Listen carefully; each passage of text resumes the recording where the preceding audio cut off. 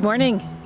It's Tricia from Nature Lover Canada, and today we're sticking close to home and checking out Bridgeview Conservation Area, which is right in the middle of town in Petrolia here. And we're going to go for a walk. We're going to check out some of the spring, early summer wildflowers and take you around the trail. It's a nice park to take your dog or go for a stroll in the morning, which is what I'm doing this morning. So let's take a walk and check it out. This park's not very large. It has some great shade, and it also has one sports field. There's a small pond that sometimes people fish in. There's a really nice wooden covered bridge, and lots of people actually come on the one side to do wedding photography and other types of portrait shots.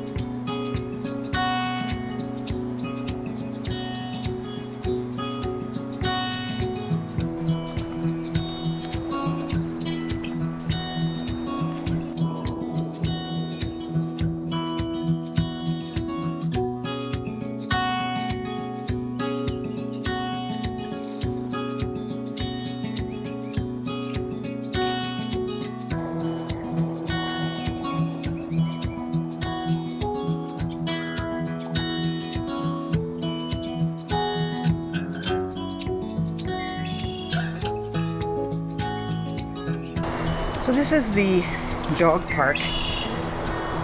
It's very small. There's only the one section, and they didn't quite finish it, so it's not really a dog park. On one side, the gate, they've changed several times. It's more like a gate for a cow.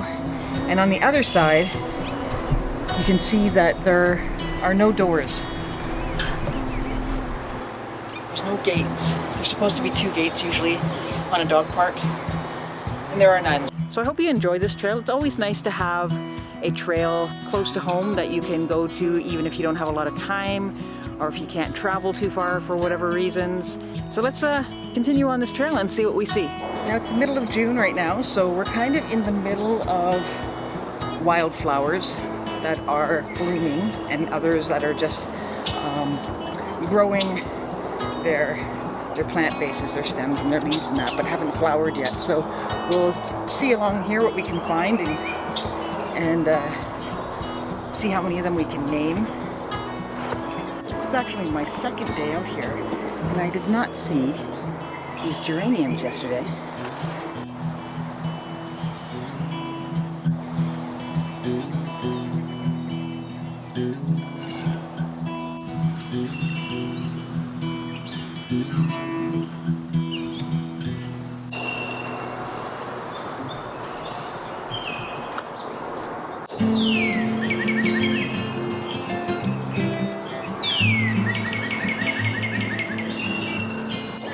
Here's some Dame's rackets.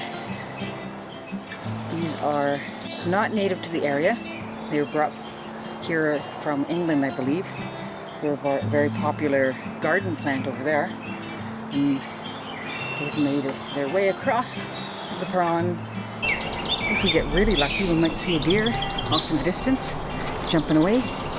There are quite a few deer that live down here. So here's Bear Creek. I'm not sure how deep it is. It's part of the watershed, so the levels go up and down depending on how much rain there is here and farther upstream. So just standing here and listening to the birds. I'm not a birder. I do know a basic number. I can hear cardinals singing. I can hear catbirds. The catbirds are the ones that sound like cats. It's a beautiful morning out. It's not very warm yet. It's maybe, I think it's at around 10 degrees Celsius, which is kind of cool for June morning, but the temperatures are going to increase later in this week and get quite hot, so it's one of the reasons why I'm out and about right now.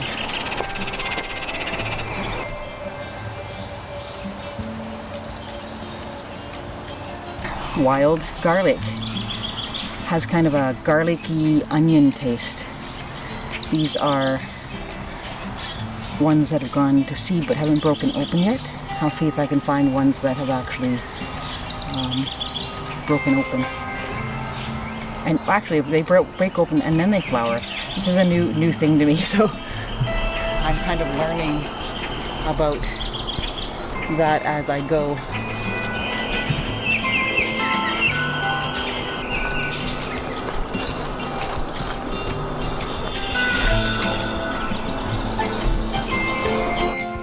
These trails used to be a lot narrower, a little bit more natural for my liking. And in the last year or so, they've widened them.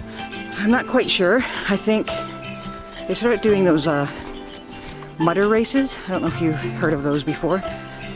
And so they have a lot of people running down through here during these races. And I think they might have widened them for that, or some other bug in my eye.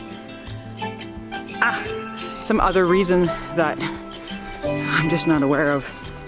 But it's nice because you can walk with a couple of people down here and still be able to walk side by side, but it just doesn't feel as natural as a winding, narrow trail. But it's still nice. I'm not complaining. Oh, here comes somebody. Just came across a gentleman with his doggies.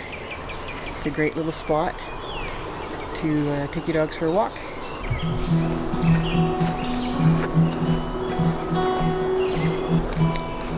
So that gentleman just stopped me to tell me about a tree that was taken down up on the hill here that we should hopefully get to by a beaver, and he thought it was quite a large tree for a beaver to be taken down. We'll see if we can spot it when we go. I have seen it. It's a fairly large cottonwood.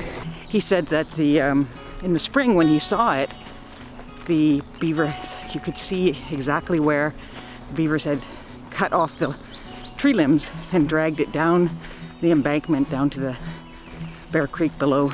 But it's kind of neat to see beavers at work. They're interesting, but they're little busy beavers, and they're always doing something fairly ambitious and impressive.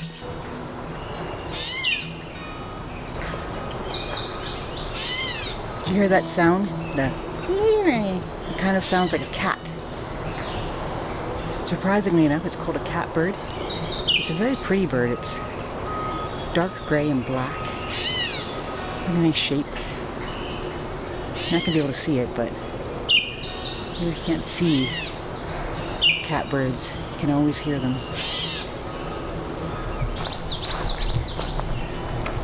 Just love the light in the morning. Not quite sure how long this trail technically is, or whether they consider it to be all one trail, because there's several different offshoots. We've already made one decision where we turned right for the longer trail, then left for the shorter trail. The way we're going is going along the parallel with the river, and the other way took you back through the field, kind of an open meadow, which is a great place for butterfly and dragonflies and stuff like that in the summertime.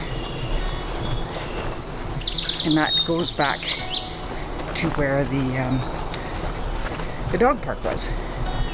So if you just want to need a short little walk, there are several different trails through here that kind of go off from other trails.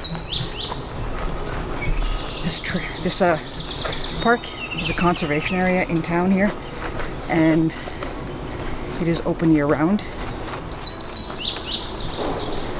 So we are now coming closer to Bear Creek. You can canoe on Bear Creek. If you want to canoe on Bear Creek, you might want to talk to somebody who already has, because there are several locations that are better than others to put in, depending on how long you want to go.